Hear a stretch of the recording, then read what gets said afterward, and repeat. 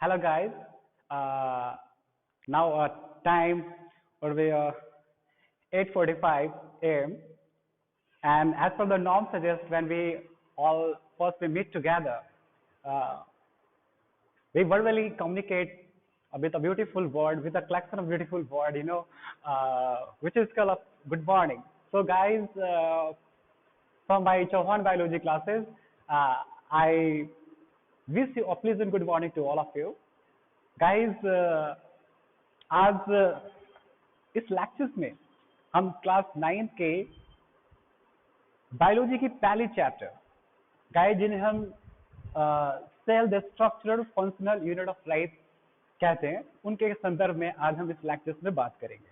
वैसे तो मैं इन सेल डायरीज पे कई सारे वीडियोस अलग अलग इंस्टीट्यूशन में बनाया हूँ, लेकिन आज मुझे प्राउड फील हो रहा है कि मैं अपने इंस्टीट्यूशन के लिए ये सेल डायरीज के कुछ कंटेंट्स के बारे में आप लोग से जिक्र करूं।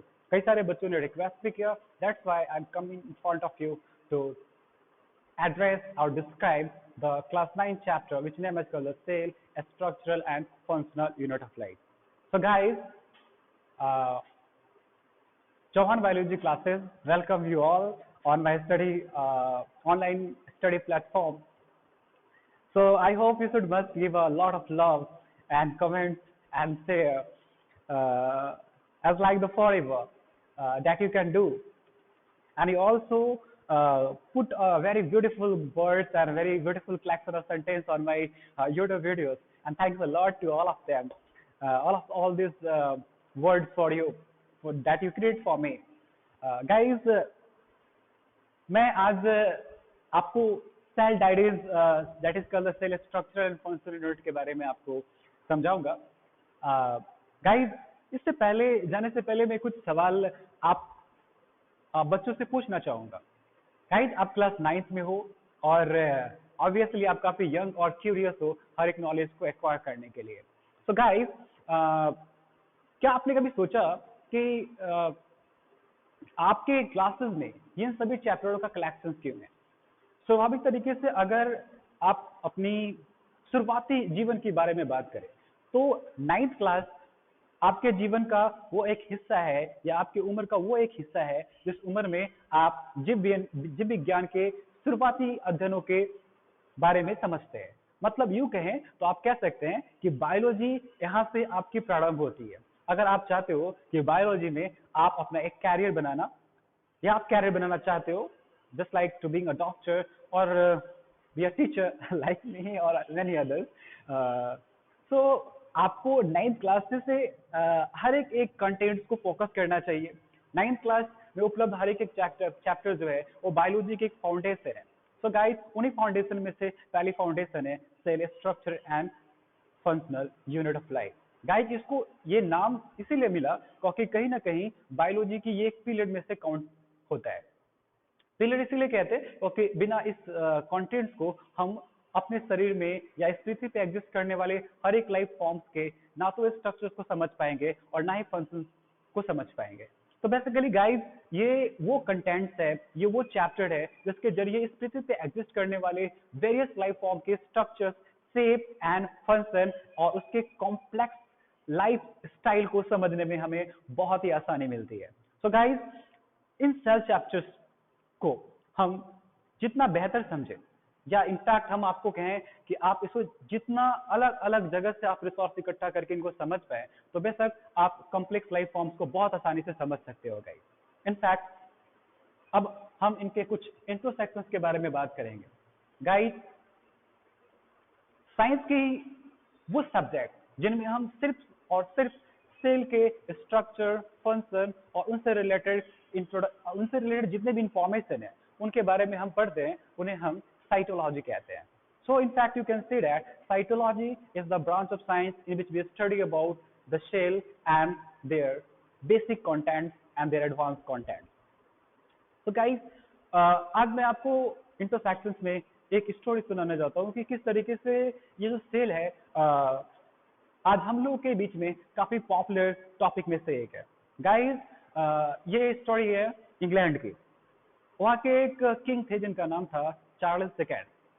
इन्होंने कमीशन किया कि इस पृथ्वी पे एग्जिस्ट करने वाले जितने भी लाइफ फॉर्म्स हैं वो उसका माइक्रोस्कोपिक व्यू लेना चाहते हैं। गाइस माइक्रोस्कोपिक व्यू कहने का मतलब है कि वो हर एक बड़े बड़े आकार वाले जीव और जंतुओं को और हर एक बड़े बड़े आकार वाले वस्तुओं को वो एक सूक्ष्म दर्शन करना चाहते हैं। मतलब उनका बहुत ही माइक्रो पार्टिकल्स देखने की उनके अंदर एक इच्छा जागृत हुई, उन्होंने कमीशन किया। उस समय के काफी क्यूरियस स्टूडेंट थे, या इनफैक्ट आप कहे तो एक टीचर्स थे, या इनफैक्ट आप कहे तो एक वैज्ञानिक थे, जिनका सेंट्रल रोल ऑफ स्टडी जो था वो एनाटॉमी था बग्स पे। वो बग्स के एनाटॉमी में इंटरेस्ट के साथ उनका स्टडी कर रहे थे, उन पे एक्सपेरिमेंट कर रहे थे, उनमें रिसर्च कर रहे थे, और उनका एक सेंट्रल रोल ऑफ स्टडी भी था वो बग्स, इनफैक्ट इंसेक्ट्स के बारे में बात कर रहे हैं हम लोग। बेशक जिन व्यक्ति के बारे में, जिस पर्सनालिटी के बारे में बात कर रहे हैं गाइस, उनका नाम है रॉबर्ट हुक। और ये जो कमीशन थी किंग चार्ल्स सेकेंड के द्वारा, ये 1661 में हुई थी। और ये 1661 में जब ये कमीशन हुई तो ये जो यंग और क्यूरियस स्टूडेंट थे, टीचर्स थे, साइंटिस्ट थे, जिनका नाम था रॉबर्ट हुक, उन्होंने उनके कमीशन को, उनके एग्रीमेंट को एक्सेप्ट किया। उनके प्रपोजल को एक्सेप्ट करने के बाद उन्होंने एक माइक्रोस्कोप इन्वेंट करी। गाइज उन माइक्रोस्कोप को आज हम अपने क्लासेस में उसे हम सिंपल माइक्रोस्कोप या कंपाउंड माइक्रोस्कोप के नाम से जानते हैं। गाइज उनको लाइट माइक्रोस्कोप भी कहा जाता है, क्योंकि उन माइक्रोस्कोप में किसी भी स्पेसिमेन को स्टडी करने के लिए हमें अ बीम ऑफ लाइट की रिक्वायर्ड होती है, इसीलिए इसका दूसरा नाम लाइट माइक्रोस्कोप भी कहा गया। और इसके डिस्कवर करता का भी नाम दैट इज रॉबर्ट हो गया। तो इन्होंने जब ये इंस्ट्रूमेंट डिस्कवर की गाइज, अच्छा माइक्रोस्कोप समझते हो ना, माइक्रोस्कोप कहने का मतलब है कि वो हर एक, मतलब आप कह सकते हो माइक्रोस्कोप एक ऐसी इंस्ट्रूमेंट है जो हर एक माइक्रो थिंग्स को एक पर्टिकुलर स्कोप पे आपको विजन दे, ताकि आप उनकी अंदर की कंटेंट्स को काफी क्लियर तरीके से समझ सके और उनके बारे में जान सके। वैसे अगर आप माइक्रोस्कोप जैसे शब्द को स्प्लिट करेंगे तो आप क्या गेट करेंगे guys, that is called microscope. जब आप इसे स्प्लिट करेंगे, क्योंकि बायोलॉजी में स्प्लिटिंग करना बहुत जरूरी होता है। अगर स्प्लिटिंग करना समझ गए तो बायोलॉजी आपके लिए कोई भी डिफिकल्ट सब्जेक्ट में से नहीं होगा। और ज्यादातर लोग इसके बारे में फ्री कंसेप्ट जो रखते हैं कि biology is a parasitic subject, क्योंकि वो स्प्लिटिंग करना नहीं जानते।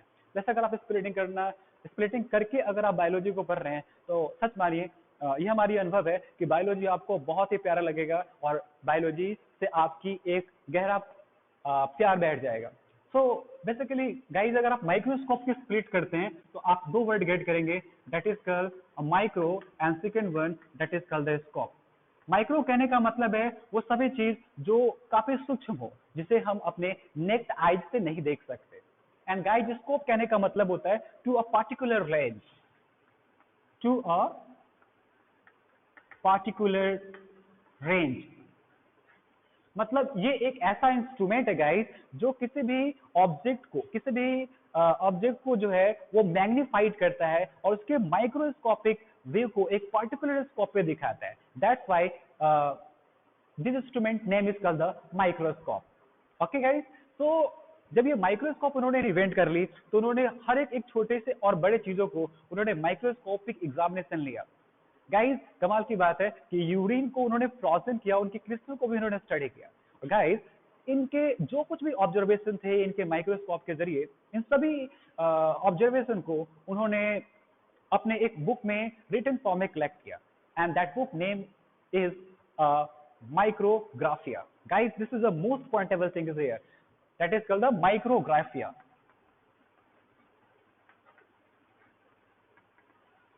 गाइस मैं आपको ये एड्रेस करना चाहता हूँ, माइक्रोग्राफिया उस समय के बेस्ट सेलर बुकों में से एक था, वही जो बड़े पैमाने पे बिकने वाले किताबों में से एक था। लोगों में इस किताब के प्रति काफी क्यूरियोसिटी थी, क्योंकि ये कई सारे अननोन फैक्ट्स को उनके सामने क्लियर कर रहा था। जो उनके कई सारे रहस्यमय सवाल थे, उन सभी सवालों पर से यह पर्दा हटा रहा था। इसीलिए किताब उस समय के टाइम में बहुत ही पॉपुलर किताबों में से एक थी। इसकी 4 वॉल्यूम थी गाइस, ठीक है, और इन 4 वॉल्यूम में माइक्रोस्कोप से इन्वेंट किया हर एक ऑब्जर्वेशन को रिटन फॉर्म में और उसका एक्सप्लेनेशन था, जिसके वजह से लोगों में काफी ये पॉपुलर किताब बनी। और ये किताब उन लोगों में भी काफी पॉपुलर बनी जो उस समय के खोज करता थे और सेलों के बारे में और भी विस्तृत जानकारी हमें देना चाहते थे। तो गाइज इसके बाद रॉबर्ट हुक साहब जो हैं उन्होंने इस माइक्रोस्कोप के जरिए, या आप कह सकते हो कि माइक्रोस्कोप के जरिए रॉबर्ट हुक साहब जिस तरीके के एग्जामिनेशन किए, उन एग्जामिनेशन का नाम है guys, that is examination on a thin slice of कॉक। गाइस, ये वही एक्सपेरिमेंट है जिनके वजह से आज रॉबर्ट हुक साहब को हम वर्तमान में काफी पॉपुलर मानते हैं। What is called examination on thin slice of Kock.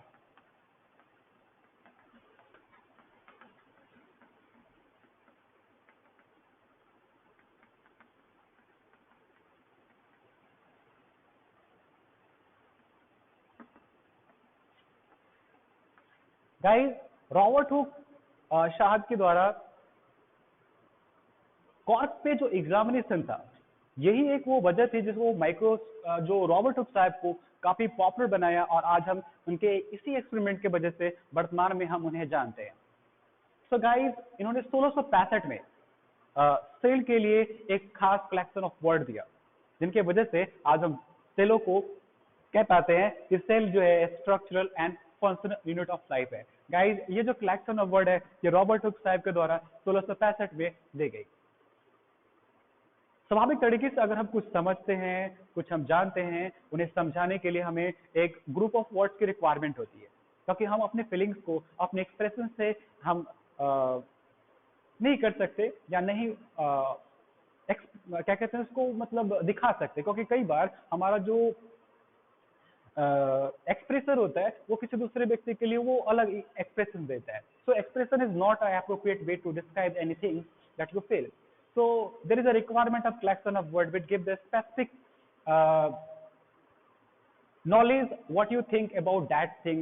उस चीजों के बारे में आप क्या सोचते हैं, उसके लिए जरूरत होती है एक कलेक्शन ऑफ वर्ड्स की। रॉबर्ट हुक साहब ने चूंकि किंग को समझाना था, तो वो इशारे से नहीं बता सकते कि ये लाइक दैट थिंग, ठीक है। तो उन्होंने क्या काम किया, किंग के लिए उन्होंने कलेक्शन ऑफ वर्ड का चुनाव किया, और उन्होंने सेल के बारे में कहा कि सेल जो है वो एक बेसिक यूनिट है, या आप कह सकते हैं एक बेसिक स्ट्रक्चर है लाइफ फॉर्म्स का। ये वो पहला वर्ड था जो रॉबर्ट हुक साहब ने सेल के संदर्भ में कहा था कि सेल जो है वो स्ट्रक्चर यूनिट है किसी भी लाइफ फॉर्म्स का, या ये वो ब्रिक्स है जिससे किसी भी लाइफ फॉर्म्स के पूरे कॉम्प्लेक्स बॉडी डिजाइन का फॉर्मेशन होता है। So in fact if you want to define the cell, you may reply as that cell is the basic structure unit of various life forms and the bricks with which the life forms is built. That is the first definition given by the Robert Hooke. Guys, इनके examination के बाद उन्होंने जो examination किया cell के बारे में, तो इस एग्जामिनेशन के बाद रॉबर्ट हुक वो पहले इंसान बने जिन्होंने माइक्रोस्कोप में सेल का स्टडी किया। उन्होंने क्या स्टडी किया, उन्होंने क्या ऑब्जर्व किया, उनके बारे में शायद आपको समझना चाहिए। उन्होंने जब माइक्रोस्कोप में स्पेसिमेन को, मतलब कॉर्क को स्टडी किया, भाई कॉर्क होता क्या है ये समझ ले। कॉर्क जो है वो एक टेल्स होता है प्लांट स्टेम का, ठीक है। मतलब पेड़ के जो छिलके होते हैं ना, उन छिलके को सेक्शन किया गया, फाइनर।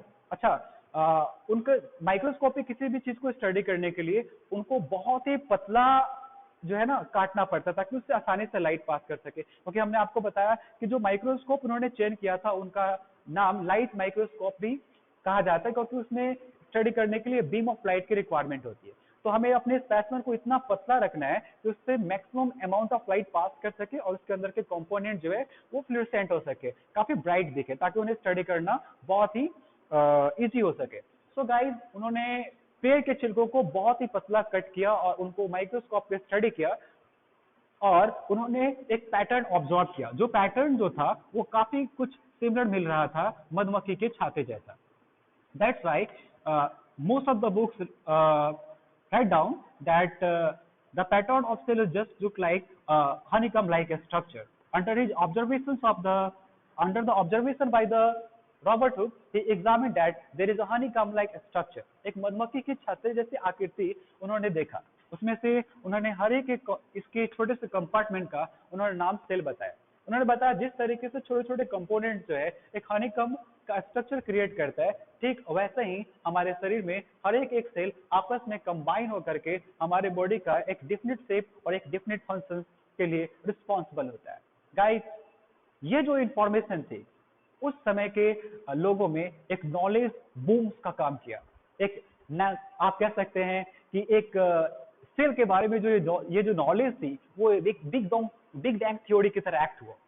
लोगों के पास ये एक नई जानकारी जो बात करने के लिए एक रिसोर्स दे पाया। आप कह सकते हो कि आज हम जिस सोसाइटी में रहते समय उस सोसाइटीज में होता क्या है कि हमें एक बात करने के लिए कोई टॉपिक चाहिए, तो उनके सोसाइटीज में उस दौरान ये टॉपिक बहुत ही प्रचलित था। लोग हर एक इन चीजों पे बात करते थे कि भैया ये सेल है क्या, ये पहली बार हम लोग सेल से मिलकर बने हुए हैं, ये नई इंफॉर्मेशन थी, ये नई कॉन्टेंट थी उस समय के लोगों के लिए।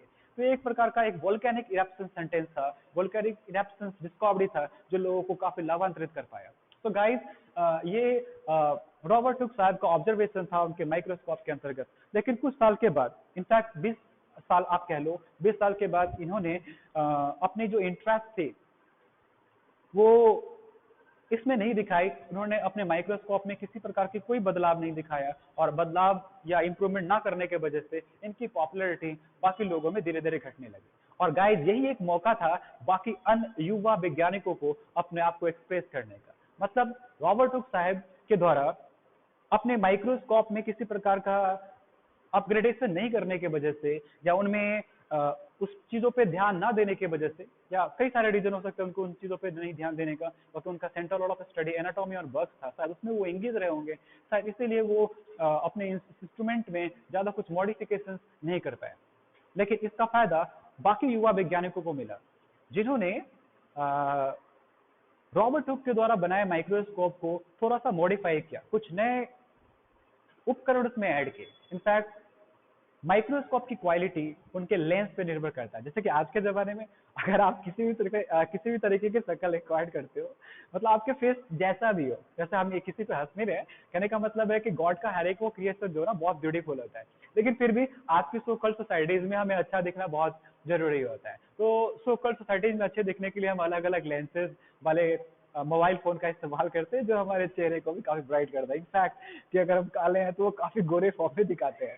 तो कहने का मतलब है कहीं ना कहीं लेंस जो है वो एक मेजर रोल प्ले करता है किसी भी चीजों को मैग्नीफाई करने के लिए या जस्टिफाई करने के लिए। तो उस समय के जो वैज्ञानिक थे उन्होंने कंपाउंड माइक्रोस्कोप में लेंस जैसे इंस्ट्रूमेंट को इम्प्रूव किया और उनके इम्प्रूवेशन के वजह से सेल के अंदर और भी अत्यधिक कंपोनेंट का विजुअलाइजेशन, उनके फंक्शंस को हम समझ पाए। Yes, guys, we are talking about some another scientific which name is called जो एक बोटनिस्ट थे और एक जूलॉजिस्ट थे। So, I'm talking about Schwann and Schleiden. या गाइस, स्वान एंड स्लाइडेन ये वही एक वैज्ञानिक है जिन्होंने सेल थ्योरी को कंसेप्ट किया, सेल थ्योरी को फॉर्मलाइज किया। गाइस, नेक्स्ट लेक्चर्स में मैं इनके आगे की स्टोरी आपको बताऊंगा किस तरीके से स्वान एंड स्लाइडेन ने सेल थ्योरी को फॉर्मुलेट किया। आज के लिए बस इतना ही। उम्मीद करूंगा कि आप मेरे अगले लेक्चर्स का वेट करेंगे और हमारे इस लेक्चर्स को काफी एंजॉय करेंगे और ढेर सारा प्यार देंगे आप अपने कलेक्शन ऑफ वर्ड्स के तौर पे, क्योंकि आपका एक्सप्रेशन हमें समझ नहीं आएगा, आपका जो कलेक्शन ऑफ वर्ड है वो मैं बेहतर समझ सकता हूँ। तो गाइज, अपना बेस्ट वाला वर्ड देना ना भूले और साथ ही साथ आप उन बच्चों को हेल्प कर सकते हैं जिन्हें सेल समझना है, जो क्लास 9th में है। आई होप कि मैं उन्हें कुछ इम्प्रूव कर पाऊंगा उनके स्टडीज में। सो प्लीज आप अपने एक्सप्रेशंस को सप्रेस ना करें, खुल करके व्यक्त करें, शेयर करें, लाइक करें, कमेंट्स करें, सब्सक्राइब करें और इनफैक्ट आप अपना प्यार देते रहे। जय Hind and have a good nice day.